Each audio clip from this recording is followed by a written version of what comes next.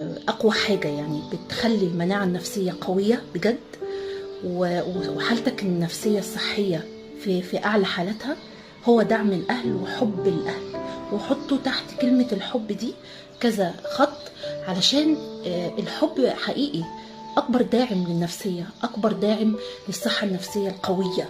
عشان يكون عندك صحه نفسيه قويه او مناعه نفسيه قويه، بالحب هتوصل للمناعة النفسية القوية، وخاصة حب الأهل.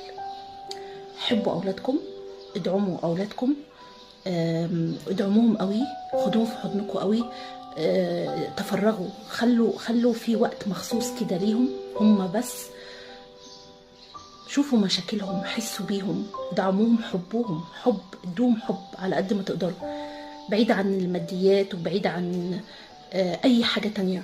احنا بنقول دعم بالكلمة الطيبة. دمتم بكل الخير.